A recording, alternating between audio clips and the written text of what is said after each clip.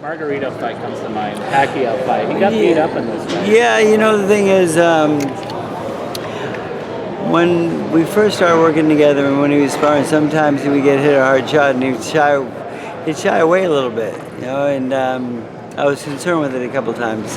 And then, so I privately, I brought it up to his attention that, you know, I see a little bit of that when someone lands a good shot in sparring. I says, I mean, how much what goes through your mind when that happens?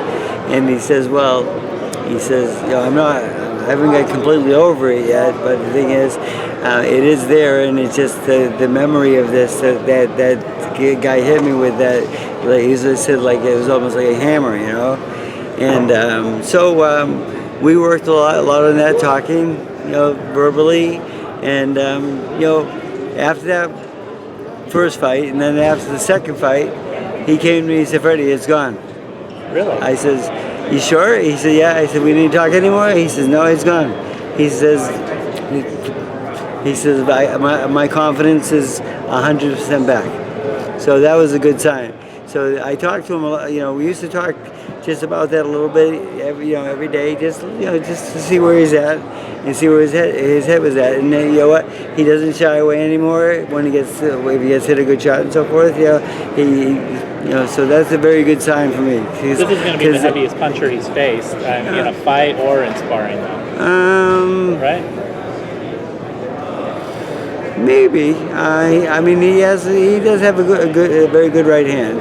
I'm not worried about the left hook so much, but he's heavy hitting. And going into the ring, he'll be a lot bigger than us also.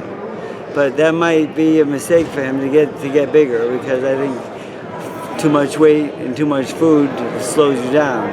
But you know, that was kind of the issue more when I was a fighter. When you wait in 6 hours before a fight, now you have 24 hours to put that weight back on. So it's a little easier for them now to put that weight back on. But like, we're going to come into the ring about 160, 159, and he's going to be 75 at least, I would say. So, but the thing is, our game plan is part of that. Take advantage of that of all that weight gain also. Does Miguel have any problems keeping his weight down? No. No, he doesn't let his weight go ever now, and he's always about 61, 62 is the most he gets now. He doesn't let himself get big anymore. He trains, he works out all the time. If it's not boxing, it's cardio and stuff. He's always active and always keeps his weight down within striking distance. Never gets heavy anymore.